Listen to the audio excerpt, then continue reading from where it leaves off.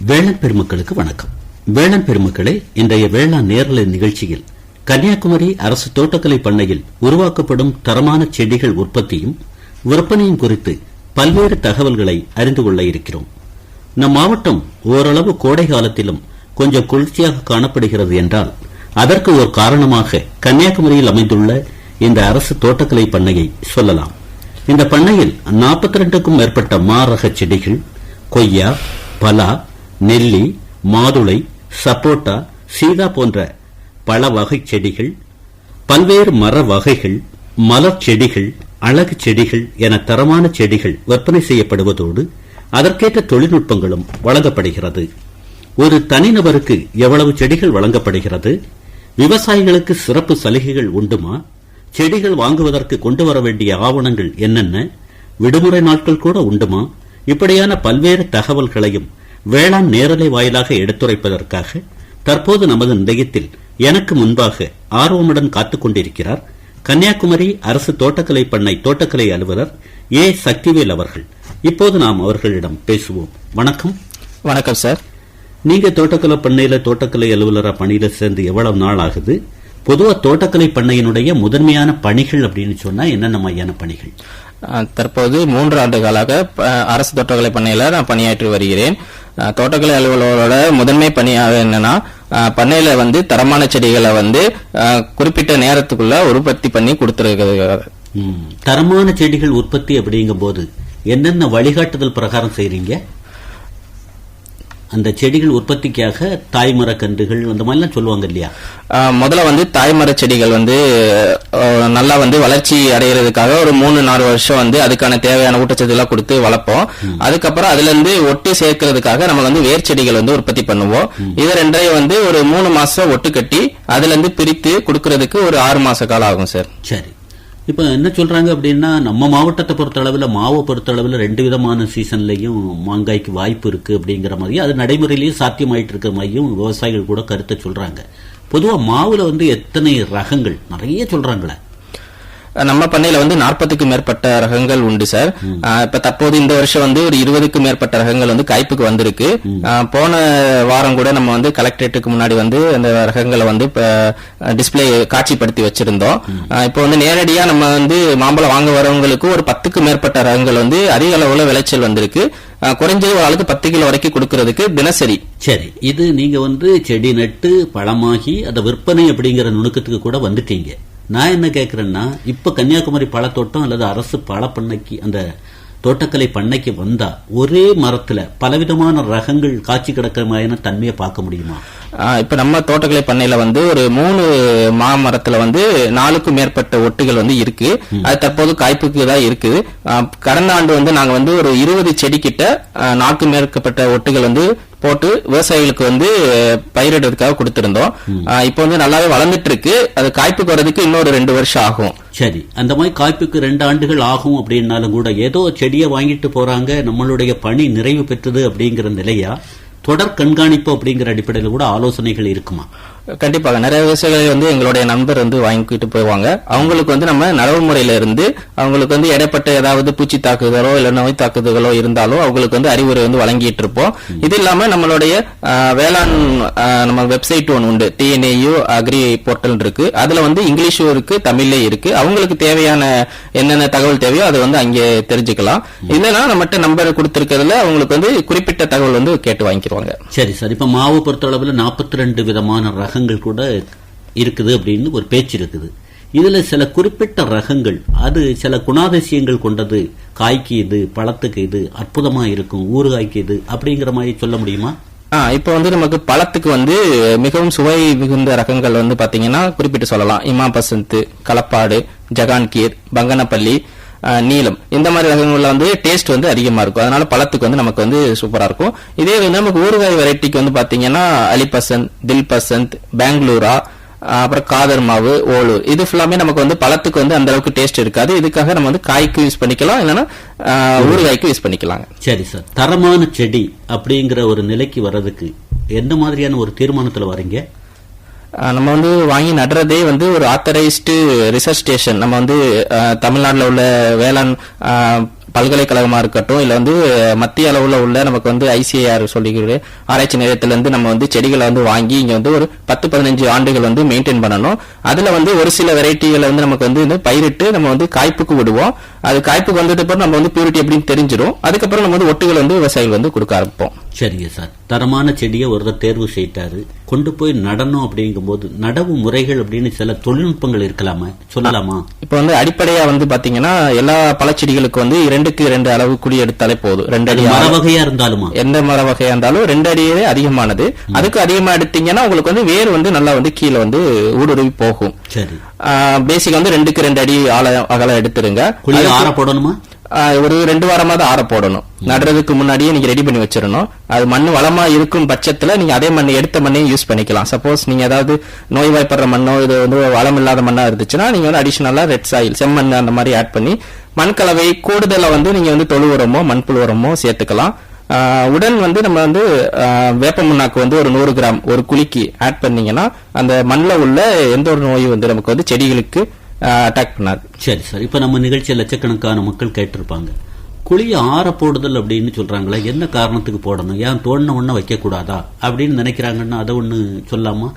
இப்ப வந்து ரொம்ப வருஷமே நம்ம வந்து பயன்படுத்தாம இருக்கிற நிலத்தை வந்து அட்லீஸ்ட் 6 மாசத்துக்கு ஒருக்கா உழுது போட்டாதான் நமக்கு கீழே இருக்க ஏதாவது நோய் வந்து மேல வந்து வெயில்ல எக்ஸ்போஸ் ஆகும்போது அதோடைய தன்மை வந்து அப்படியே நின்றும். அருமையா சொல்றீங்க. கோடை உழவு செய்து போட்டோம்னா புழு பூச்சிகள் மேல வரும்போது பறவைகள் அப்படியே கொத்தி எடுத்துட்டு போறது, தேவையற்ற களைச்செடி விதைகள் கிடந்தாலும் காய்ந்து போற தன்மை மாதிரியான ஒரு நிலைங்கிறீங்க. கண்டிப்பாக அட்லீஸ்ட் 4 மாசத்துக்கு ஒருக்கா நம்ம உழவு செய்யணும். கோடை உழவு வந்து நமக்கு வந்து மிகவும் முக்கியது.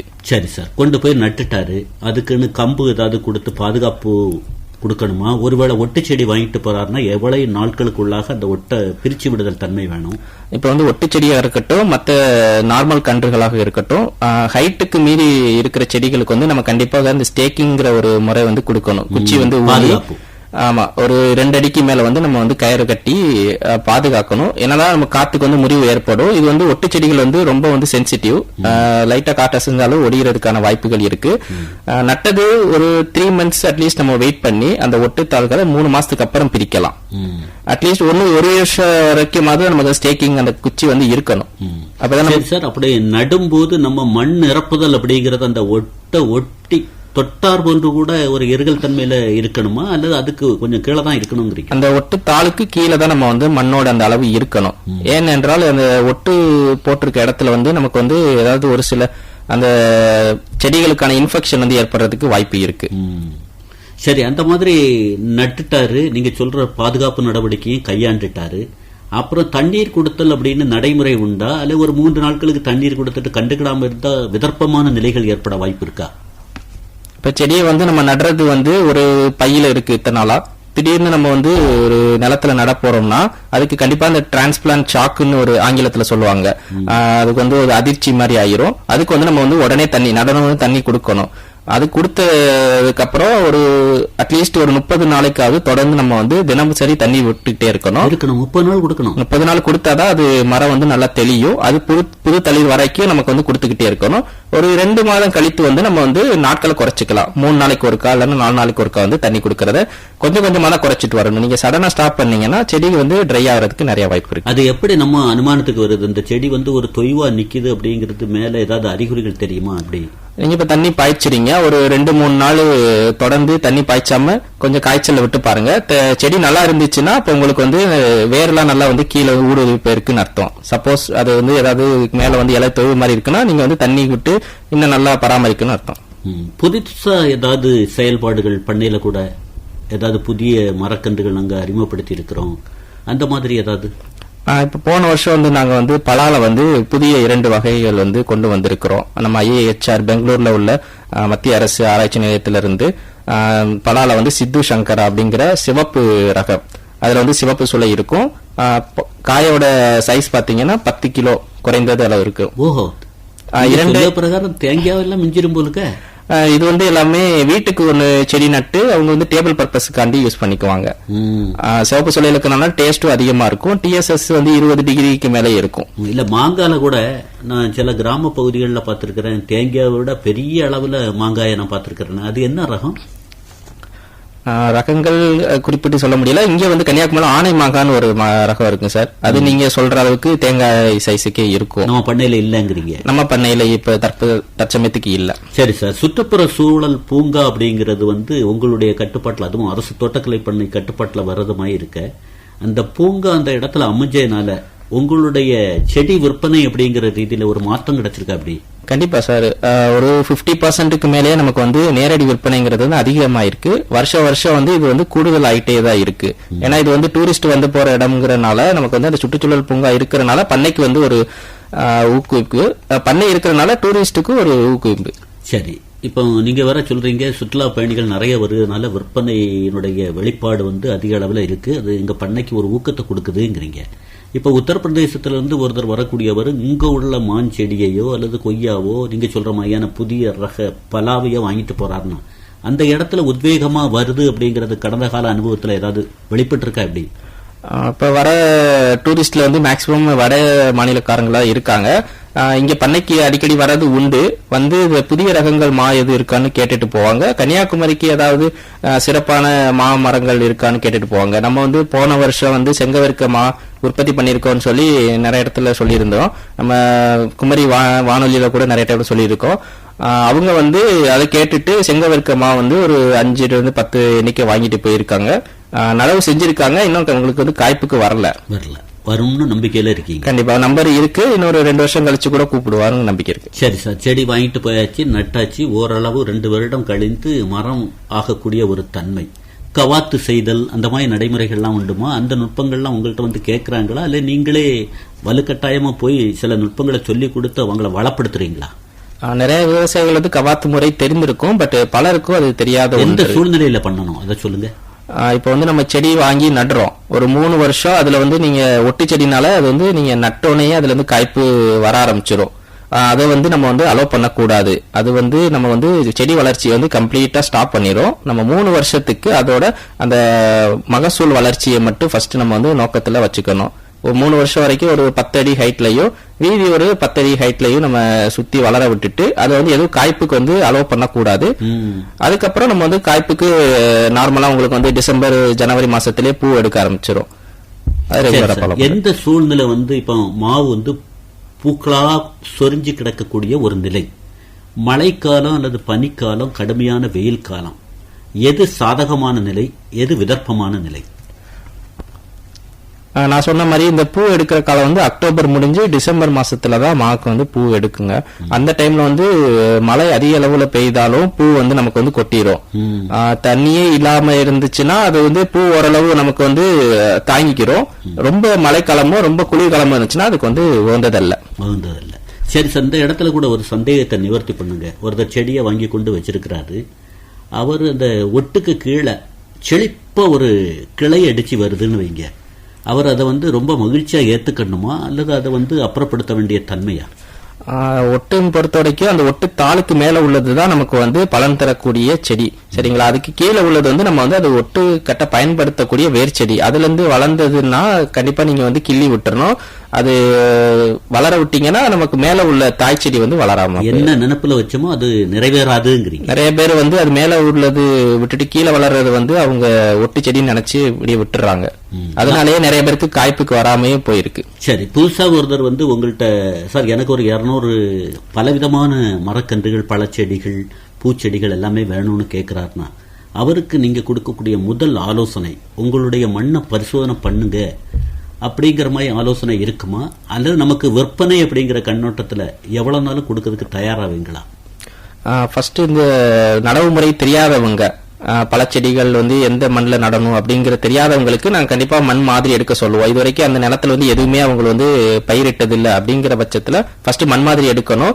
அதுக்கு வந்து நம்ம இங்க திருப்பதி சாரத்துல ஒரு மண் மாதிரி நிலையம் உண்டு. அங்கே வந்து அவங்க கொடுத்துட்டாங்கன்னா ஒரு 15 ரூபாய் தான் ஆகும். ஒரு 2 நாள்லயே அவங்களுக்கு டெஸ்ட்டுக்கான இது கிடைச்சிரும். சரி, இப்போ நம்ம வந்து தனியார் நர்சரியில போனா தரமான கன்று விலை கூடினாலும் கூட கிடைக்கும் அப்படின்னு ஒரு எண்ணத்துல போய் வாங்கக்கூடியவங்க, மொய்க்கக்கூடியவங்க இருக்கக்கூடிய ஒரு நிலையில உங்க பண்ணையில வந்தா தனியார் நர்சரியோடு ஒப்பிடும்போது அரசுல வந்து என்ன மாதிரியான ஒரு அவங்களுக்கு லாபம் அப்படிங்கிற ரீதியில நல்ல தரமான கன்று கிடைக்க வாய்ப்பு இருக்கு? இப்போ நீங்க வெளி நர்சரியில வாங்குறீங்கன்னா குறைந்தது 200க்கு மேலதான் இருக்கும் ரேட்டு.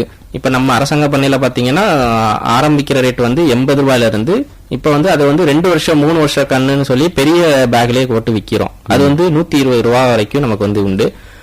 இது வந்து நமக்கு வந்து அந்த வெரைட்டி வந்து பியூரிட்டியா இருக்குங்கிறது 100% வந்து நம்பகத்தன்மையானது. என்ன காரணத்தினால அந்த மாதிரி அறுதிட்டு சொல்றீங்க? நம்ம வாங்கி வளர்க்குற செடி வந்து நீங்க ஆர்ச்சர்டு ட்ரீயாவே இருக்கு. நிறைய பேர் வந்து நேரடியாவே பார்த்துட்டு போவாங்க இந்த ரகம் தான் அப்படின்னு. நிறைய பேர் வாங்கி வீட்டுக்கும் போவாங்க. அந்த பழங்கள் எல்லாமே டேஸ்ட் பண்ணி பார்த்துட்டு இந்த ரகம் தான் எங்களுக்கு வேணும்னு கேட்பாங்க. ஏற்கனவே நாங்க உற்பத்தி பண்ணி வச்சிருந்தோம்னா அது வந்து விலைக்கு கொடுப்போம். இல்ல நமக்கு வந்து அந்த டைம்ல முடியலைன்னா இப்ப நம்ம ஜூன் ஜூலைல வந்து அடுத்த இந்த நடப்பாண்டுக்கான ஒட்டு வந்து உற்பத்தி பண்ண போறோம். சரி சார், இப்ப இத பட்டியலிடுங்க. செடிகளை பொறுத்தளவுல நீங்க வந்து மா, நெல்லி, கொய்யா அது சொன்னீங்க. மர வகைகளை பொறுத்தளவுல என்ன, மலர் செடிகளை பொறுத்தளவுல என்ன, அப்புறம் காய்கறிகள் கூட அந்த மாதிரி எதா இருக்கா, தென்னைகள் இருக்கா, வாழைகள் இருக்கா, அந்த மாதிரி யூகிக்கிறாங்கன்னா போனா நம்ம எல்லாமே வாங்கிட்டு வரலாம் அப்படின்னு நினைக்கிறாங்கன்னா அதை ஒண்ணு பட்டியலிடுங்க. இப்ப பழச்செடிகள் நான் சொன்ன மாதிரி மா, பலா, சப்போட்டா இந்த மாதிரி உண்டு. இது இல்லாம மரக்கன்றுகள்ல வந்து பாத்தீங்கன்னா தேக்கு உண்டு, புன்னை, பூவரசு, புங்கம், சவுக்கு மரம். இது வந்து அதிக நம்பர் எண்ணிக்கையில இருந்து நம்ம பண்ணையில வந்து வச்சிருக்கோம். இது இல்லாம மலர் செடிகள்ல வந்து பாத்தீங்கன்னா மல்லிகை, பிச்சி, ரோஸு, அப்புறம் தித்தி, எக்ஸோரான்வாங்க, அப்புறம் தாழ்பூ, இந்த மாதிரி செடிகள் உண்டு. அப்புறம் வந்து வீட்டுக்குள்ளே வளர்க்கக்கூடிய இண்டோர் பிளான்ட்ஸும் இப்ப அதிக அளவுல நம்ம வந்து உற்பத்தி பண்ணிட்டு இருக்கோம். இப்ப கூடிய சீக்கிரத்துல அதுவும் விலைக்கு வந்து நம்ம கொடுக்க தயாரா இருக்கோம். சரி சார், எந்த ஒரு நம்ம நாட்டை பொறுத்தளவுல பொதுவா வந்து மத்திய அரசு வந்து விவசாயிகளை கை தூக்கி விடணும், அவங்களுடைய வருமானத்தை ரெட்டிப்பாக்கணும், மும்மடங்காக்கணும் அப்படிங்கிற மாதிரி அதிவேகமா விரைவா செயல்படுறாங்களே. அந்த அடிப்படையில பார்க்கும்போது மத்திய அரசு திட்டங்கள் அப்படின்னு எங்க பண்ணையிலையும் கூட சில திட்டங்களை செயல்படுத்துறோம் அப்படின்னு என்ன சொல்ல விரும்புறீங்க? இப்ப ஆல் ஓவர் தமிழ்நாடுல வந்து நமக்கு மத்திய திட்டத்தை, அதாவது தேசிய தோட்டக்கலை இயக்கம்னு சொல்லுவாங்க, அதுக்கு கீழே வந்து இப்ப நடப்பாண்டுல நமக்கு வந்து மிளகாயில பரப்பு விரிவாக்கம் கீழே வந்து பீஜ் புல்லட் அப்படிங்கிற ஒரு ரகத்துல வந்து நாற்றுகள் கொடுக்க இருக்கிறோம். மொத்தம் வந்து நம்ம கன்னியாகுமரிக்கு ஒதுக்கி இருக்க வந்து 5 ஹெக்டேரு. பயன்பெறும் விவசாயிகள் வந்து நேரடியா வந்து அரசு தோட்டக்கலை பண்ணிக்கலாம், அது அந்த வட்டாரங்கள்லயே அவங்க வந்து கேட்டு தெரிஞ்சுக்கலாம். சரி, இதெல்லாம் இலவசமாட்டா அல்லது? இது 100% வந்து அவங்களுக்கு ஃப்ரீ ஆஃப் காஸ்ட்ல தான் கொடுக்கறோம். இதை எப்படி விவசாயிகள் தரப்புல கொண்டு போறீங்க? களத்துமேட்டில் உள்ள தோட்டக்கலை உதவி அலுவலர் வழியாவா, அல்லது உதவி வேளாண்மை அலுவலர் வழியாவா, அல்லது ஊடகங்கள் வாயிலாகவா? நமக்கு வந்து இப்ப வட்டாரங்கள் 9 வட்டாரங்கள் கன்னியாகுமரியில உண்டு. அதுல உள்ள உதவி தோட்டக்கலை அலுவலர் தான் மேக்சிமம் அவங்க ஃபார்மர்ஸை சந்திச்சு இந்த மாதிரி திட்டங்கள் உண்டுன்னு சொல்லுவாங்க. நாமளும் நம்ம வந்து நிறைய டைம் நம்ம குமரி பன்மலையிலையும் செய்தி வந்து கொடுத்துருக்கோம். அவங்களும் நிறைய டைம் போட்டு அது மூலயமாவும் விவசாயிகள் வந்து எங்க ஃபார்ம்லயோ இல்ல நேரடியா அவங்க அலுவலர்களையோ தொடர்பு கொண்டு இருக்காங்க. சரி சார், தேசிய மூங்கில் இயக்கம் அப்படின்னு மத்திய அரசுல வந்து இப்போ ஒரு 2-3 ஆண்டுகளா ரொம்ப பரபரப்பா ஒரு திட்டம் வந்து செயல்பாட்டுக்கு வந்திருக்குது. அதுவும் கூட இந்த பண்ணையில செயலாக்கம் உண்டா எப்படி? ஆமா சார், இப்ப தேசிய தோட்டக்கலை இயக்கம் வந்து 2022 இருந்து ஒரு செயல்பட்டு கொண்டிருக்கிற ஒரு திட்டம். அதுல வந்து விவசாயிகளுக்கும் அது வந்து ஃப்ரீ ஆஃப் காஸ்ட்ல தான் வந்து அந்த செடிகள் வந்து கொடுத்துட்டு இருக்காங்க. சரி, இப்ப நம்ம நிகழ்ச்சி கேட்கக்கூடியவங்க நம்மள கொஞ்சம் மூங்கில் வாங்கி வைக்கலாமே அப்படின்னு நினைக்கிறாங்கன்னா அவங்க யார அணுகணும், எப்படி அணுகணும், அதுக்கேற்ற கன்றுகள் எவ்வளவு வர கிடைக்க வாய்ப்பு இருக்கு? அந்தந்த வட்டார தோட்டக்கலை அலுவலர்களை வந்து அவங்க வந்து இப்ப நடப்பாண்டுல வரப்போகுது. நீங்க அந்தந்த வட்டார தோட்டக்கலை அலுவலர்களை வந்து நீங்க தொடர்பு கொள்ளுங்க. அப்ப முந்துபவருக்கு முன்னுரிமை அப்படிங்கிற அடிப்படையில எப்பவுமே ஆயத்தமாகணுங்கிறீங்க. கண்டிப்பா. உங்க அலைபேசி ஒண்ணு சொல்லலாமா சார்? 63 79 54 12 33. இன்னும் ஒரு தடவை சொல்லுங்க. 63 79 54 12 33. 6379 541 233 இல்லையா? இதுவரை தரமான செடிகள் உற்பத்தியும் விற்பனையும் குறித்து பல்வேறு தகவல்களை சொல்லி கன்னியாகுமரி பக்கம் வாங்க சுற்றுலா வந்தமாகி இருக்கும், 10 செடியை வாங்கிட்டு போனா வீட்டை பசுமையாக்குனமாகி இருக்கும் அப்படிங்கிற மாதிரி அமைதியா சொன்னாலும் அழுத்தமா சில கருத்துக்களை பதிவு செய்திருக்கீங்க. உங்களுக்கு குமரி பண்பலை சார்பாக மனமார்ந்த நன்றி. குமரி பன்மலை வாய்ப்பளித்ததுக்கு ரொம்ப நன்றி. இதுவரை தரமான செடிகள் உற்பத்தியும் விற்பனையும் வேளாண் நேரலை கேட்டீர்கள். நேரலையில் பங்கேற்றவர் கன்னியாகுமரி அரசு தோட்டக்கலை பண்ணை தோட்டக்கலை அலுவலர் ஏ சக்திவேல் அவர்கள். உடன் உரையாடியவர் தேரூர் எஸ். சிவ சுப்பிரமணிய பிள்ளை. இந்நேரலை நிகழ்ச்சிக்கு தொழில்நுட்ப உதவி பகதூர் ராமையா, ஜி பிரான்சிஸ் ஆகியோர்.